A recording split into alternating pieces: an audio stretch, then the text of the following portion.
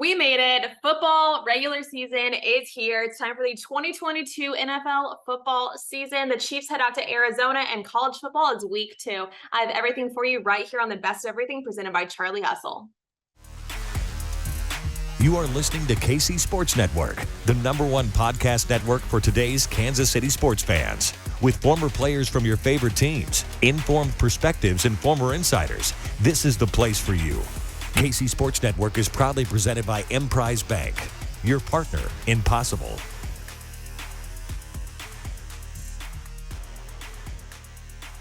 Preseason is over, and the Chiefs are heading out to Arizona to take on the Arizona Cardinals in week 1 of NFL season this Sunday. So week 1, what does that mean? Well, for a lot of rookies, this is their first time at full force-fledged football. And the only thing faster than week 1 regular season is the playoffs, is what Mike DeVito says in one-on-one this week. Him and Jeff Allen sat down and talked about what it means to go into, the regular season football. Coming out of college football, you went into training camp and then you went into preseason, but now it is week 1. What does that mean for the rookies? What does it look like? What is it like as a personal experience? Jeff talks about a lot about what it's like to really transition into that next level of football in the NFL.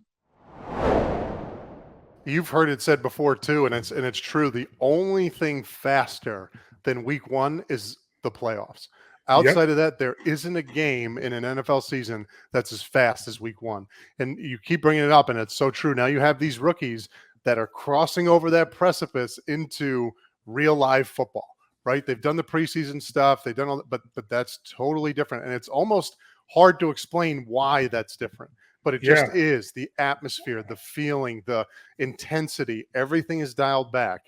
Now you cross over that line, and I remember it my first year. I crossed over that line. It was against the Bills, crossed over that line. All of a sudden, I'm like, wow, this is a regular season NFL game. That's a big jump, long way from Maine. Oh, man, I'm telling you, Jeff, the stadium is packed. I mean, that's another thing you don't get in the preseason, right? I mean, the stadiums aren't so loud. Now the stadium's packed. The place is loud as hell. And you're like, wow, this is real football. So what was that like for you as a rookie? Because you started right away, right? I didn't start the first game of the season. Ryan Lilja started at left guard, and Rodney Hudson was the center. John Asamoah was a right guard. I was playing kickoff and field goal. That was my only role in my first week. The following week, Rodney Hudson broke his leg in New Orleans, and I got thrust into action. But it was different because I came in mid game. So this is a real story. This is funny as shit. I'm playing Cedric Ellis, big time name in college. Played at USC, was a high draft pick for the New Orleans Saints. I came in mid game, so I'm fresh. My very first play was an 80-yard touchdown. Jamal took it down the sideline. I'm like, "Ooh, this feels good." I had a hell of a half. I played well. I'm like, "Man, this NFL stuff is easy. Right. I got this shit, man. I got it." And the very next week, I got my ass handed to me by my roommate in college, Corey Legit, one of my old college teammates. Yeah, he was good. He's a good player. Man, listen, he came in town the day before. We went out to Chipotle. He wined and dined me. I'm thinking he's my friend. We get out there on game day, and he just gave it to me, man. I'm like, man, I don't know if I can do this, man. I get my ass kicked the next week, but that is the life of a rookie. Oh, man. There's so many ups and downs. There's so many moments where you question and doubt yourself and the speed of the game. And when you talk about speed, from college to the NFL, it's not that big of a speed difference as far as athleticism. There are a lot of athletes in college. What changes the game is these guys are professional studiers. Guys watch film. Guys read keys. They know exactly what they're doing, how they're doing it, the leverage they need to have, the technique, and they're going to beat you to the spot. Right. And that's the game. It's not necessarily I'm just going to run faster than you. Except you got Tyreek Hill. He's like one of those guys. But some of them out there. But for the most part, it's just guys knowing what to do every single play, and I'm trying to beat you to it. And who's going to do it the best with the best technique? That's what's the difference maker in the NFL versus college.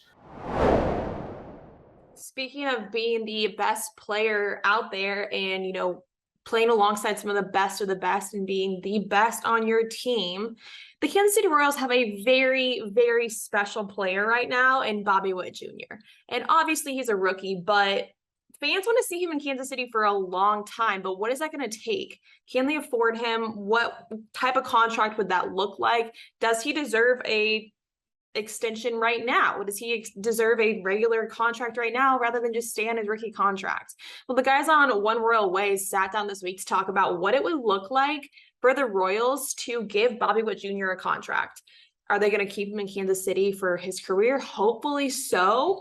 But is he going to be one of those players where he kind of bounces around according to who's going to pay him? I would absolutely love to see Bobby Witt finish and have his whole career in Kansas City. I think everyone would, just being a first rounder out of high school. Everyone loves Bobby Witt Jr. And he's kind of the new era of the Royals right now.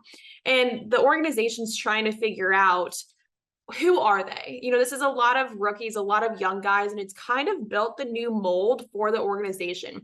John Sherman took over as the new owner, and he's kind of observed what's happening before he makes any big changes. Now, I think going forward, there's going to be a little bit of some tweaking, seeing what is our identity of this club? What is our next level? What is our next level of postseason run, of World Series run again? Who are we going to be going into that era? So the guys talked about it on One Royal Way this week, what it means to give Bobby Witt Jr. a contract. How would that look?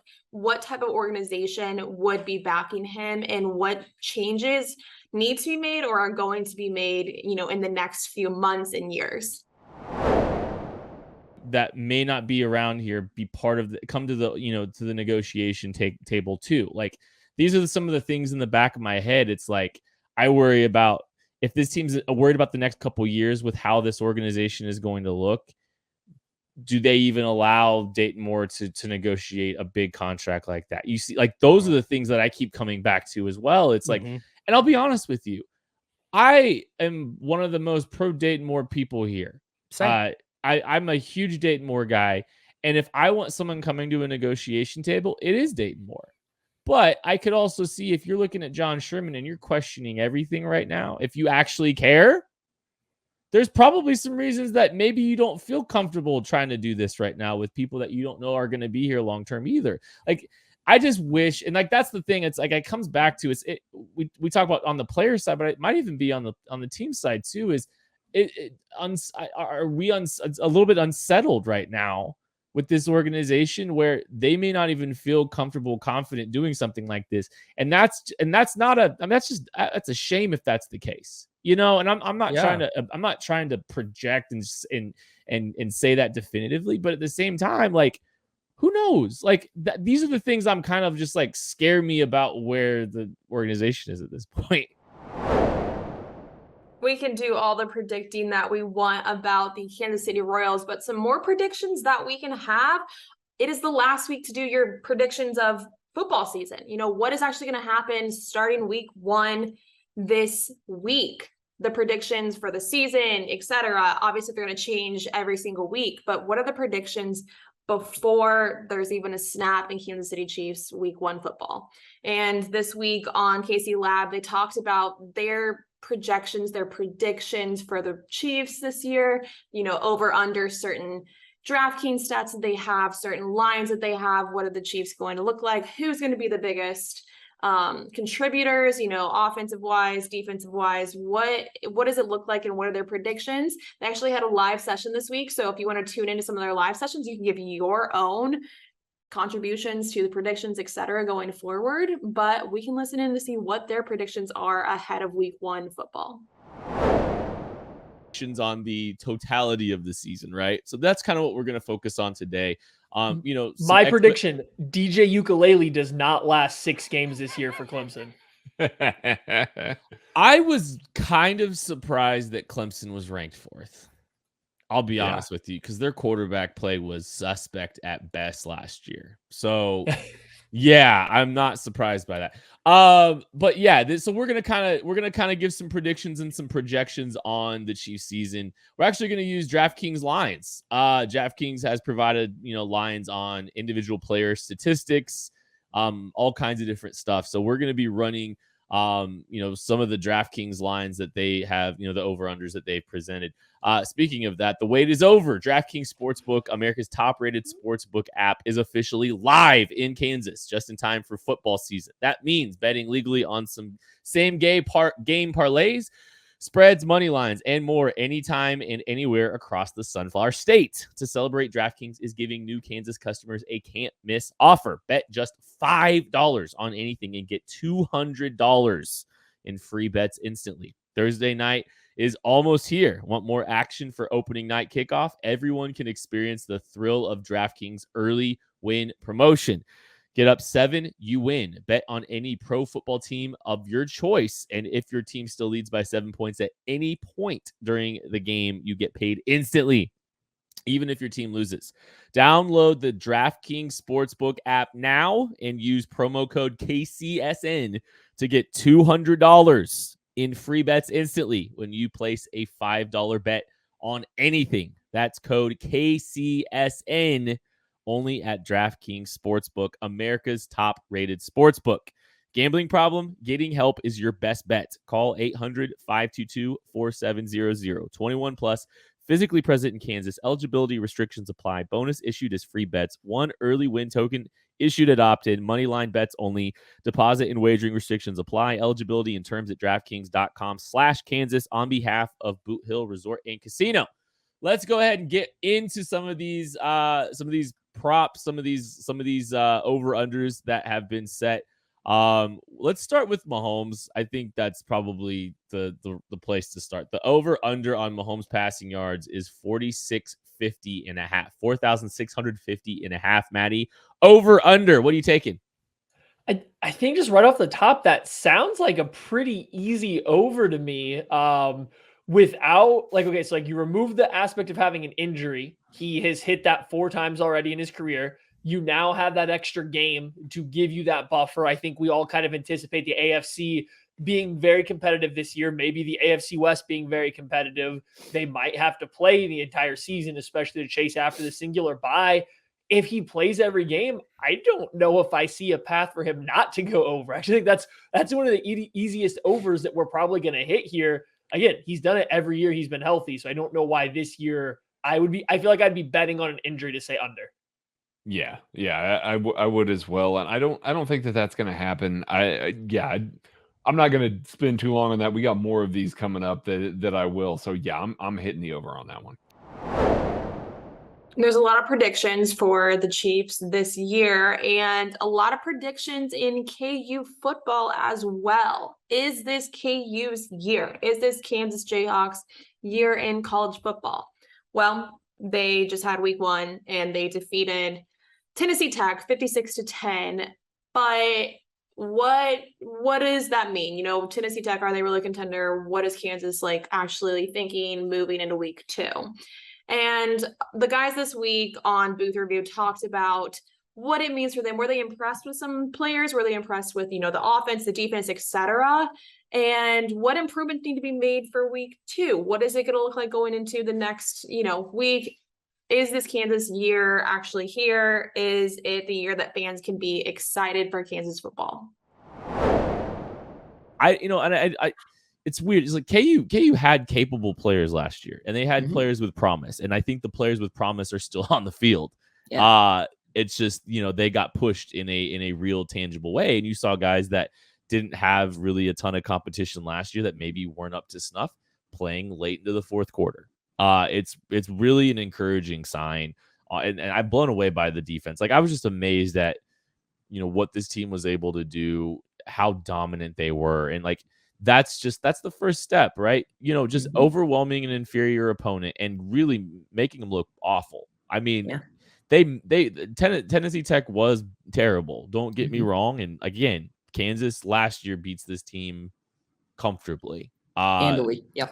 But this is different. What we saw was different. And I think you look at the building blocks, you look at, some of the the fact that they didn't generate any explosive plays. It was a dominant performance. It was overwhelmingly good and dominant. You saw, some of the, the ways that different guys can be used. You saw the backs all flash. You saw Jalen Daniels in the run game. I'll be honest with you, I don't think the offense played that well. I know it sounds crazy. I think that they left a lot on the field. Well, fans are clearly very excited for Kansas football this year after getting the first win at home, and there was a very full crowd. Ain't No Seats talks about, well, exactly that. There ain't no seats at week 1 home for KU football. 35,000 people, and it seemed just as full as it sounds. The guys talked about it, what it means, to have that home game, first game of the year, just to get that excitement back in KU football. And it seems like everyone is pretty excited. Now, is this year that they aren't going to be let down? Who knows? But they sat down on Ain't No Seats this week to talk about their expectations for KU football. Can you get excited? Is it, an up year? Is it the year that everyone thinks it should be? Or is it just a year of improvement? But the full crowd that they had at week 1 was definitely promising, and it seems like Kansas fans are here for the long haul. It felt like a legit 35K too. Like we sat across from the student section. It was nearly full to the top. And then we obviously couldn't see our side where we were sitting, like the whole view, but seeing pictures after, it's like you could barely see any empty seats at all. Yeah, and our side looked awesome. I was shocked when I saw those pictures. Yeah. I was going to ask you guys, like you guys said you were just pumped to go watch a football game. I feel like a lot of that has to do with how we ended last year. Am I right? Absolutely. Mm-hmm. Yeah, for sure. I mean, and just the way like Brandon McAnderson laid it all out, like Jalen Daniels has now become like must watch. Like I'm so excited to watch Jalen Daniels. He's not all the way there yet, but like he makes throws sometimes, like that one you mentioned earlier, where it's like, holy, this guy's going to play in a league. Like that was a league throw. And then he has moments like the pick where you're like, well, what was that? I mean, he's going to have those moments. He's still like pretty inexperienced, but like, yeah, seeing him late last year gets you super excited. Devin Neal's huge jump at the end of last year was obviously super exciting. So I think, just continuing to compete in games is what's going to continue to get people coming back week after week. It's those games where you lose, where it's 28-0 at the end of the first quarter, where it's like, why would someone come to those games? And like, I feel pretty good about Lance and his staff and this team. Like, I don't think we're going to see a ton of those anymore. Hopefully. I mean, AB, is that fair? Are we going to have a moment this year? I mean, we probably will, but like, are we going to have a moment this year where we may get like absolutely trounced? Do you see that happening? I mean, it's probably going to happen just because it's still KU, but like it's not a guaranteed to happen at least 3 times a season or probably every single week like we've had before too. So, well, speaking of our year in football, the Kansas City Chiefs again think, of course, that this is their year to go to the Super Bowl. I think everyone in Kansas City, myself included, sees the Chiefs going back to the Super Bowl, but there are a little bit of some teams in the AFC West that are up for the competition, getting better, and there might be some roadblocks in the way to the Chiefs' Super Bowl run. So BJ sat down with Nate Taylor this week to talk about their expectations and some burning questions that they have for the Chiefs and who is the biggest challenge that the Chiefs face right now. And Nate says it looks like it's the Los Angeles Chargers, who come to Kansas City for the home opener week 2. It's a short week for both the Chargers and the Chiefs. After week 1, they turn around 4 days later, come to Kansas City and play at home for the Chiefs, but play a division game to see who's the better team right off the bat. Now, the Chiefs could start off 0-2 if they really just fall on their faces. They go to Arizona, come back home, and the Chargers just dominate them. Or they can start out super hot, go into Arizona, defeat the Cardinals, and come back home to get the home win for week 2 against the Chargers. That would be ideal, obviously, but there is a lot to figure out in terms of what is the offense going to look like, what is the defense going to look like, who are the Chargers. They made some changes this offseason, and I think that they're going to be the biggest challenge in the AFC West. Now, Denver obviously made some improvements at their quarterback position, and they are vying for the West as well. And Las Vegas, they just are always, a contender as well. The AFC West is arguably the toughest division in football. you can argue with me all day long about that, but I think the AFC West is the toughest division right now, and everyone's out for the Chiefs to not win the West. Now, would the Chiefs be able to make it into the playoffs through a wild card spot? Who knows? But the biggest contender right now, the biggest challenge that the Chiefs are facing comes to Kansas City in week 2 for the home opener against the Chiefs with the Los Angeles Chargers. So here's some burning questions that BJ asked Nate to see what he really thinks is going to happen in week 2 against the Chargers. It's really hard to beat the Chiefs. But if there's any team that has a real chance to dethrone Kansas City, I think it is the Chargers. And I think it's okay to acknowledge that because they are trying to do what the Chiefs previously did. Yeah, I'm going to talk out both sides of my mouth because I agree with everything you just said. And the Chargers are right there. And if they stay healthy, we talked about this on these episodes before. The Chargers stay healthy, they're absolutely a threat to the Chiefs. It just bothers me. It would bother me somewhat if I was a Bengals fan and they're not getting the love after beating the Chiefs twice and beating them in the playoffs last year because they're the ones who won. They've earned the right to hold that throne until somebody knocks them off. Right. I just feel like with the division and the Chiefs won it for 6 straight years. And I understand that everybody got better, but you still have Andy Reid, you still have Patrick Mahomes, you still have Travis Kelce, you still have Chris Jones. Like there's still pieces around. And even though they're a lot younger, you feel like you got better in a lot of ways. And I think from a Chiefs fan perspective, there's probably, be careful about how I say this, not some group think, but there's probably this, we've convinced ourselves that with Juju and MVS and Sky Moore and all these guys that we don't need Tyreek, that we're going to be okay without him offensively. And I think we will be, but we haven't seen that yet. And so like, I can understand that they thought out there that the Chiefs haven't proven that they've gotten better on the offensive side of the football. So Chargers improve. We're going to pick them. So again, talking about both sides of my mouth to understand both arguments still just bothers me because they've won it so many years in a row and it becomes a joke. It was a joke 3 years ago that everybody was picking the Chargers, and then they keep doing it, and we're back in this position. And that was with an older Phillip Rivers, and that team was sort of on a downswing before obviously they've started going back upstream. The other point I mentioned too, BJ, and this is somewhat relevant. This is a pretty pivotal 2-game swing for both teams. The Chargers play the Raiders and then have to get on a plane 4 days and play the Chiefs in Arrowhead. So they could start the season legitimately 0-2, or they could come out of the gate like gangbusters, beat the Raiders, go to Arrowhead and beat the Chiefs. Now they're legitimate, and they could be 2-0. So, you always look for these pivotal moments in a regular season. It's rare that it comes this early from a divisional standpoint. But for the Chiefs and the Chargers, these first 2 games are pretty massive in terms of establishing who is in front in the divisional race.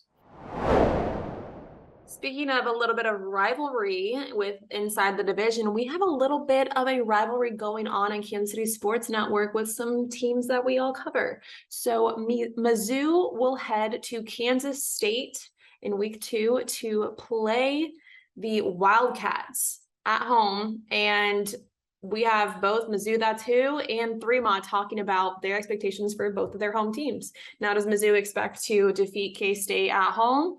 Probably not, but the line for betting odds is a lot higher than people thought it would be for K-State. So the guys sat down on both shows this week to give their side, their bias, their expectations of each team to see who's going to come out on top, Mizzou or K-State.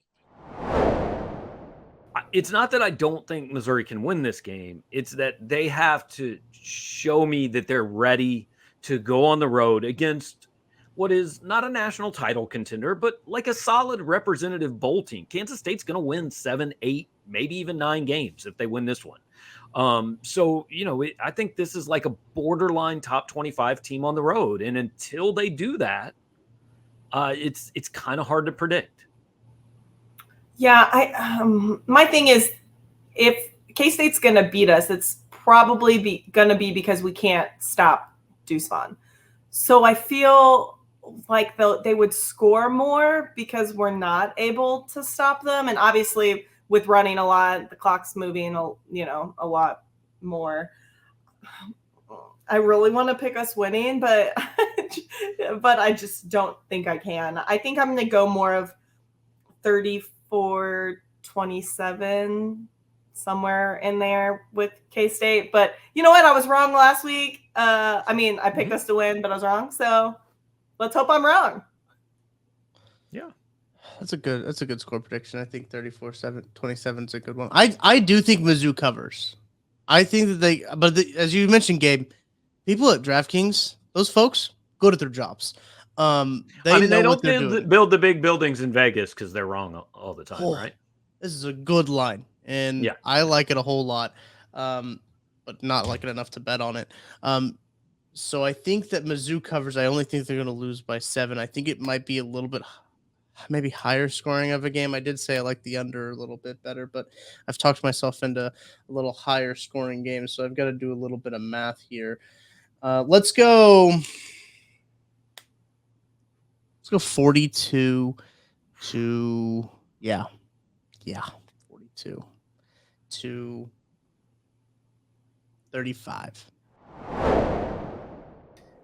We'll have plenty of time to talk about Missouri later on this week. I'm sure it's going to be a fun week.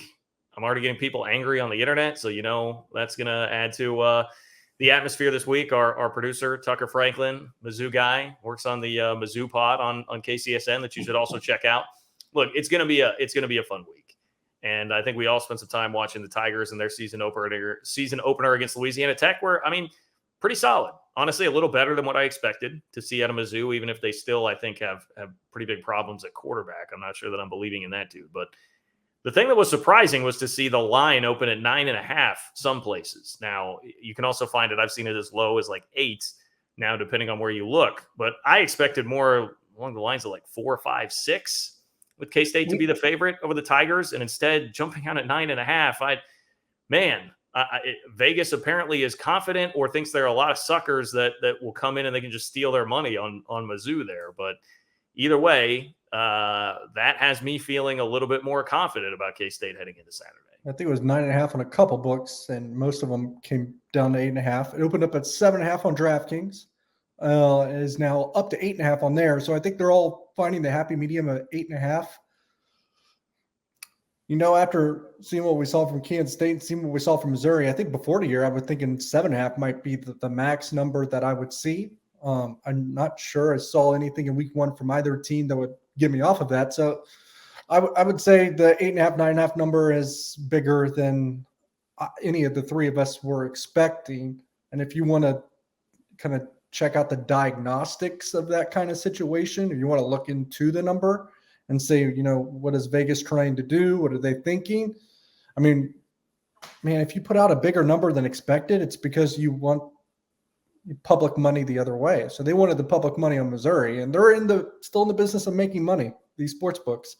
So they want the public money from Missouri. I feel like they're a little bullish on Kansas State.